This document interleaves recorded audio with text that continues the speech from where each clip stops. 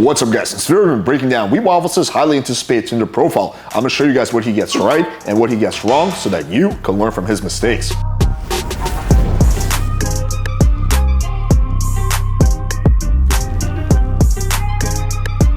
Alright, so if you're not familiar with him, Waffles is probably the most popular black pill YouTuber out there. Someone who I've had on my channel several times, and while I disagree with him, we actually have really good discussions, someone who I respect. And 2 months ago, he decided to do a Tinder experiment where he created a profile for 7 days and tested it using professional photos. And this was semi-controversial because up until this point, Waffles was saying Tinder's a waste of time for the average guy. So we're going to be breaking down his profile. Now, if you don't give a shit about Waffles or the black pill, there's still going to be a really good demonstration of what makes a good profile and things that the average guy can improve on. So you're going to get that angle. Now, to me, it was no surprise that he did this experiment because we had been talking behind the scenes about what makes a good photo, and he did ask me for feedback several times. I don't think he took everything I said to heart because there's going to be some mistakes that he made, but he did definitely utilize my advice to some extent. Anyway, with out of the way, let's take a look at his profile. So this is his first photo, and this is a solid photo. This is definitely the best one he has. This is good for a variety of reasons. First of all, he looks good in this photo. I would say in real life, Waffles like a 6 out of 10, and just for contrast, that's kind of where I put myself as well. So we're probably slightly above average looking. In this photo, he looks like a solid 7.5 due to lighting, angles, and face app. I believe that he used that. Also, the expression he has on his face is good. He kind of has that bad boy brooding look, which is what you want. You don't want a photo of you smiling, staring at the camera like a jackass. You also don't want a photo where you look like kind of like you're depressed. You want something in the middle, which is kind of like this. It looks pretty natural. Doesn't look like he's posing. Looks like he was just like fucking finished hiking a mountain, killing a deer or something like that, and someone took a photo of him. So this is a really solid photo, and he has it as his first one. Second photo is not quite as good. So if I would rate the previous photo an 8 out of 10, this one I would say is like a 5.5, 6 out of 10. Now the reason that this isn't as good is because it's a lot more posed. He's staring directly at the camera and he's smiling at the camera. There was a famous OkCupid study that was done that found that you're actually better off looking away from the camera than you are at the camera when it comes to getting matches. Also, this one, again, like I said, looks more posed. He doesn't look as good in it. So if in the previous photo he looks like an 8 out of 10, and this one he looks like a 7 out of 10. So yeah, this just wasn't as good photo because of lighting and angle. Next up, we have I guess a cat photo. So this is good and bad in some ways. It's better than the previous photo, but it's still very posed. He's staring directly at the camera, which is a mistake that a lot of guys make. Animal photos are generally good. According to the OkCupid study, they found that dog photos and shirtless photos are literally the best type of photo you can get by far, and this would count as a dog photo or close enough. But again, this would be a lot better if instead of staring at the camera, he was playing with the cat, right? And he looked like he was kind of doing his thing and he didn't even know the camera was there, which is kind of the vibe you want to give. Now, the next one is probably the worst photo on his profile. I would say this photo is a 4 out of 10, simply because he looks very nerdy and dorky in it, right? He has kind of like a dorky expression. He doesn't have that bad boy brooding look at all. In fact, I would say that this photo kills the vibe he established with the first two photos and just looks just kind of like dorky, basically. He's staring directly at the camera, so he doesn't look good in it, and it looks posed. So it's a double no. And the last photo, I would say, is his second best photo. It's not quite as good as the first one because the lighting hits his face too harshly,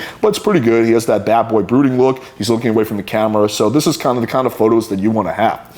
So if, like I said, if I rate Waffles a 6 out of 10 in real life, I would probably say that in his photos overall, he looks like a 7 out of 10, which is actually a good thing. So if you're most guys who look like 6 out of 10s in their profile, they look like a 4 or 5 out of 10. They look worse in their profile than do in real life. What you want to do is you want to look slightly better in your profile. So if I'm a 6, I probably look like a 7.5 or an 8 out of 10 in my profile, but that's again because I take lighting, angles, and face app a bit further than he does. But as long as you're kind of within a reasonable range, then you're going to be okay. Now, the big mistake with his profile is that most of his photos are very posed, right? It's him staring directly at the camera. I believe he only has 2 photos where he's looking away from the camera. Now, this is a mistake because you want your photos to be very natural. So what he needs is more activity photos of him doing things, like him playing volleyball with his shirt off, or playing with a dog not looking at the camera, or barbecuing or something like that. Kind of like the photos you see on my profile, where the vast majority of them are activity photos where I'm not staring at the camera and don't look posed. That's the biggest thing that's missing with his profile. So he does a good job of looking better than he does in real life,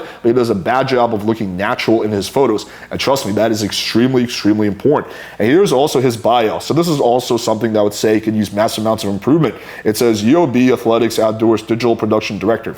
There's absolutely nothing interesting here at all. There's nothing here that makes him stand out one bit. Now look, A bio is not going to get you matches with girls who don't find you attractive. But what a bio will do is with the girls who match with you, it will make you stand out compared to all the other guys that she matches with. So let's say you have a really great bio, right? And she matches with a guy who's equal looks as you, right? You're both going to get matched with her, but she might engage with you a lot more than she's going to engage with him because she's a lot more interested and curious than you. And yes, girls do look at the bio before starting a conversation with a guy. So yeah, I think that this needs a bunch of hooks in it, you know, things that make him stand out, things that are funny, things that are interesting, right? Things that make the girl want to engage with him, and that's completely missing that. So I would say this bio is a 3 out of 10. There's nothing really creepy or cringy in here that's going to turn the girl off, but there's absolutely nothing in here that's going to make the girl want to engage with him. So the bio could use massive work. And here were his results. So he let this profile run for about a week. I think this was in Birmingham, UK or whatever, England, which is where he lives. He did 1,807 swipes, which I find interesting, that number 7.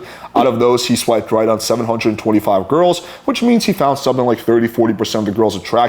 I would say for me, it's probably closer to 25%, but you know, this is a reasonable ratio.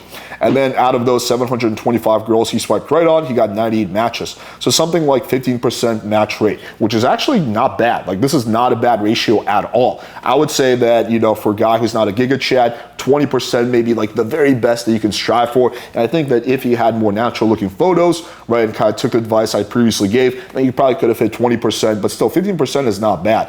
Out of those 98 matches, he got 24 of them to basically give him his WhatsApp, which is not bad either. Out of those 24, I guess 2 dropped off, so he offered dates to 22 of them, and out of those, 9 agreed to the actual date. So that means that out of 98 matches, he got 9 dates, so that's about 10% match to date ratio, which again is pretty good. Now look, if he took my advice, you know, all my texting advice, all my photo advice, he could have gotten that to 12%, maybe 15% at most, but you're not going to get to like 30% or something like that. So this is not bad at all. I took a look at some of his text game in the rest of the video, and it was decent. You know, there's no major mistakes that were made. It was a little too stiff and formal. I think there's definitely small tweaks that I can make to make it better, but there's nothing drastically that he was doing wrong. I found this very interesting. So basically, in this experiment, he showed that you can get 9 dates in the span of a week, and this is per one app. So if you think about it, if he's running Bumble, Hinge, and all the other apps, then he should be able to double or triple that. So if you have 18 dates or 25 dates in a week, let's assume half of them show up,